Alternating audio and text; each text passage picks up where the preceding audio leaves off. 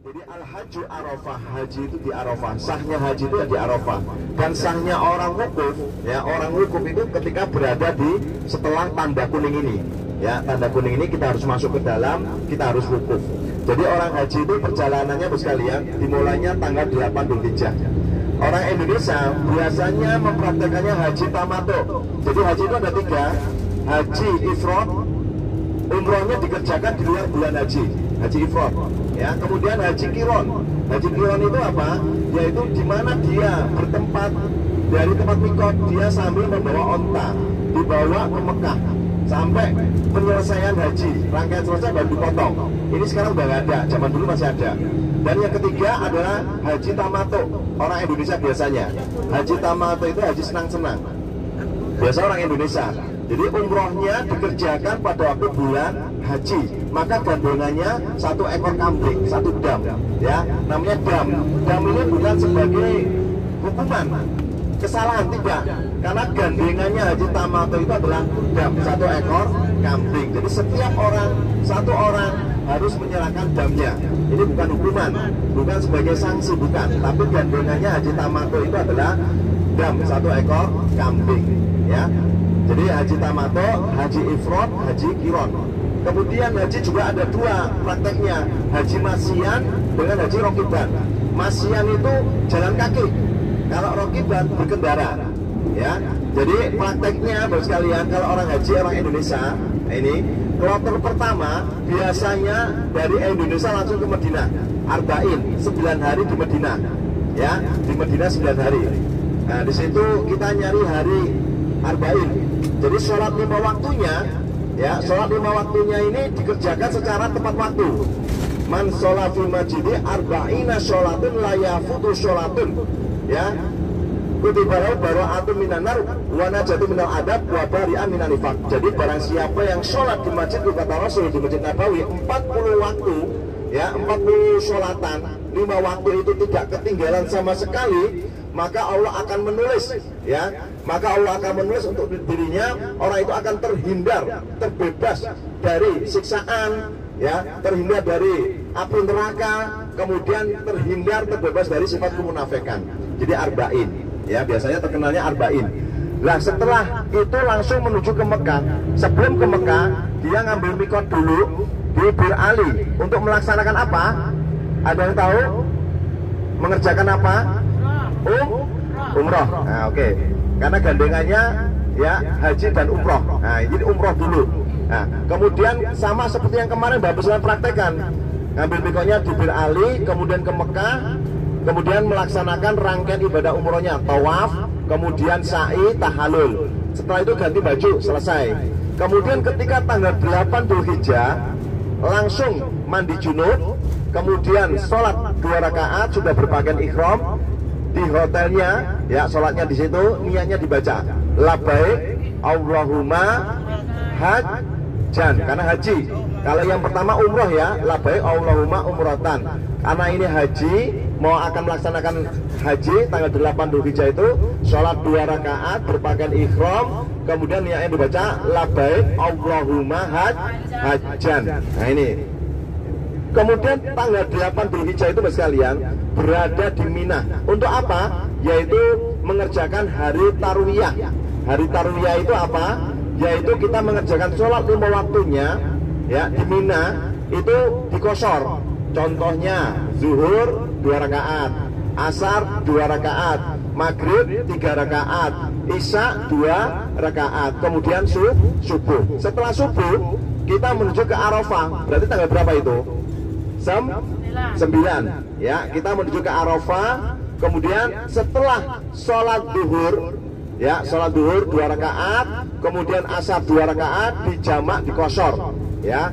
Nah, kemudian wukuf dimulai. Jadi wukuf mulainya startnya itu ketika sholat duhur selesai, kemudian asar juga selesai, sampai matahari tenggelam. Nah, ini bos sekalian, itu wukuf. Wukuf itu apa? Berdiam. Diamnya ini ibadah. Namanya ibadah itu macam-macam ya. Mungkin sholat tahajud. Nah, sholat tahajud. Sholat tahajud kan malam ya. Mungkin sholat sunnah ya. Kemudian baca-baca Al-Quran, doa, zikir, pokoknya ibadah ya. Ini oleh Allah hari yang sangat spesial, diijabah. Semua amalannya oleh Allah akan diampuni oleh Allah. Ya, minta doa diijabah. Kemudian titipan-titipan doa-doa dari saudaranya dibaca, itu oleh Allah akan dikabulkan karena hari yang sangat spesial Bapak sekalian. Nah, ini sangat luar biasa ya. Jadi di sini dimulainya setelah zuhur sampai matahari tenggelam. Begitu matahari sudah tenggelam, baru kita akan meninggalkan Arafah menuju ke Musdalifah. Fa'idha afattu min Arafat fadkurullah indal mas'aril haram. Ketika kalian bubar dari Arafah, ingatlah kepada Allah ketika berada di Mas'aril Haram. Di mana itu? Di mana? Musdalifah. Ya, kita ajak Bapak sekalian untuk belajar haji ya. Nah, ini rangkaiannya urut-urutannya orang haji. 8 Dzulhijjah itu di hotel ya. Di hotel dulu sholat, kemudian menuju ke Mina hari Tarwiyah tanggal 9 itu, malam 9. Di situ 5 waktunya, kemudian tanggal 9-nya ya kita menuju ke Arafah di sana. Bapak sekalian bisa ditengok ini. Ini adalah gunung dan di sini ada tembok. Ya, ini adalah bendungan Zubaidah. Bendungan Zubaidah. Jadi pada waktu kerajaan pada waktu itu dipimpin oleh rajanya namanya Harun ar-Rasyid, itu punya istri namanya Zubaidah. Dia minta kepada suaminya untuk membuatkan bendungan. Nah, bendungan ini dibuatkan tujuannya untuk menampung air untuk orang-orang haji Bapak sekalian. Ya, jadi di sini dulu kan di Mekah ini ada mata air ya. Di situ sangat subur sekali di Mekah, di Taif, pegunungan tinggi, dataran tinggi, airnya ini sangat luar biasa. Nah, makanya ditampung kemudian mengalir ke sini untuk apa? Yaitu untuk orang haji. Sampai sekarang masih ada ini. Kalau kita lihat Bapak sekalian, zaman dulu itu belum ada semen ya, tapi kok bisa sampai sekarang ini kok kuat gitu. Nah, ini sangat luar biasa ini. Ya, sampai sekarang masih ada sisa-sisanya. Nah, ini namanya bendungan Zubaidah. Kemudian di sini adalah kereta api. Nah, ini jalur kereta api sebelah kiri Bapak sekalian. Ini salah satu alat transportasi untuk hajian ya, menggunakan kereta api yang jalurnya dari Arafah, Musdalifah dan Mina. Di depan itu Bapak sekalian, ini ada tanda panah warna ungu abu-abu di depan Bapak sekalian ya. Di sebelah kanan, nah ini ada tanda abu-abu ini adalah batasnya Musdalifah. Ya, ini dia. Di sebelah kanan bisa ditengok. Ini adalah yaitu Musdalifah, batasnya di sini. Jadi dari Mina ya, dari Arafah ketika matahari sudah tenggelam baru kita meninggalkan Arafah menuju ke Musdalifah. Dan di Musdalifah kita mabit. Ya, mabit di sini, mabit itu bermalam. Dan di sini yang kita kerjakan sholat maghrib dan isya dijamak, dikosor. Ya, jamak takhir karena kita dari Arafah menuju ke Musdalifah jalan kaki yang masian. Yang kendaraan naik bis, naik mobil ya. Sampai di sini kita sholat maghrib isya. Kemudian sambil mencari batu-batu kecil. Nah, ini banyak batu di samping Bapak sekalian. Nah, ini batu-batu ini nanti diambil, nyari yang banyak untuk melempar jumroh ya, pelemparan jumroh ketika tanggal 10, 11, 12, 13. Ngambil batunya di sini. Kemudian di samping ini Bapak sekalian, ini ada masjid. Ada tahu ini masjid apa? Yang bisa jadi kita kasih hadiah umroh gratis hari ini. Masjid Musdalifah. Masjid apa? Musdalifah. Mas'aril Haram. Nah, nama daerahnya Musdalifah, cuma nama masjidnya Masjid Mas'aril Haram. Nah, ini ada tulisannya tuh. Haram Musdalifah itu namanya. Ya, jadi ini adalah daerah Musdalifah. Kemudian masjid ini namanya Masjid Mas'aril Haram. Ya, biar tahu Bapak sekalian. Nah, ini kan banyak batu Bapak Bu.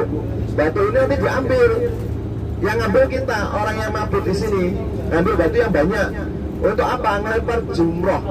Jumroh tanggal 10 yang kita lempar apa? Jumroh apa? Aqobah. Nah, yang sudah pernah haji ya bisa mengulang lagi. Kalau yang belum haji nanti buat tambahan ilmunya. Jadi jumlah Aqobah saja kita lempar. Berapa jumlah yang kita lempar? Batu. Berapa? 7. Kemudian tanggal 11 kita juga melempar jumroh lagi. Jumroh ula, wusta, akobah. 3, setiap jumrohnya batunya berapa tuh? 7. Kemudian tanggal 12-nya juga kita ngelempar lagi jamarat jumroh ya, ula, wusta, akobah. Kemudian tanggal 13, berarti kalau kita tanggal 13 itu nafar akhir atau nafar tsani. Ya, ini batu-batunya Bapak sekalian.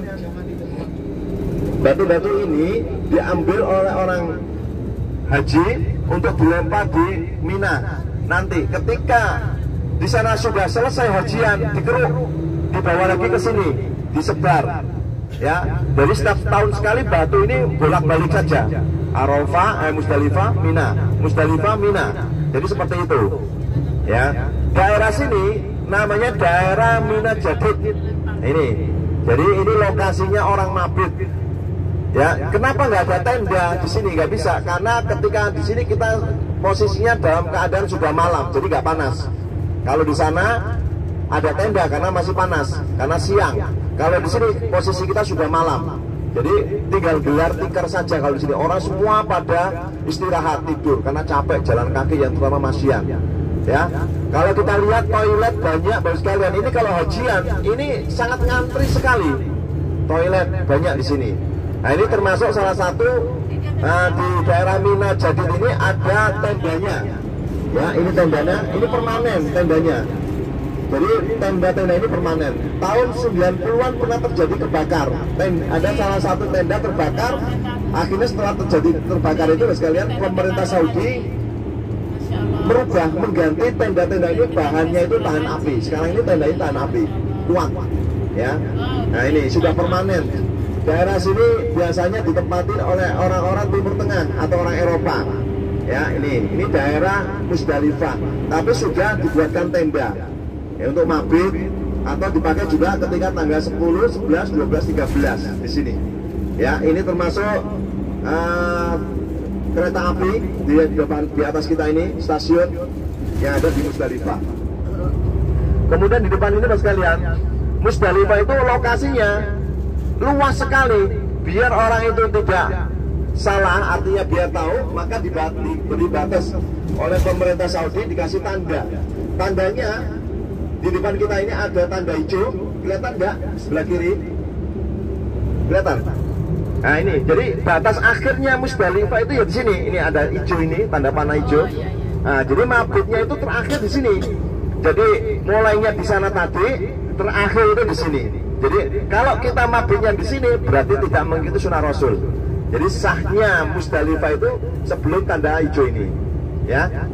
Nah ini daerah sini daerah Mina, masih masuknya daerah Mina. Kemudian Bapak sekalian, kalau kita lewat sini, daerah sini namanya daerah Wadi Muhasir. Daerah Wadi Muhasir itu apa? Daerah yang mana pada waktu pernah terjadi pasukan gajah, Raja Abraham yang akan ingin menghancurkan Ka'bah.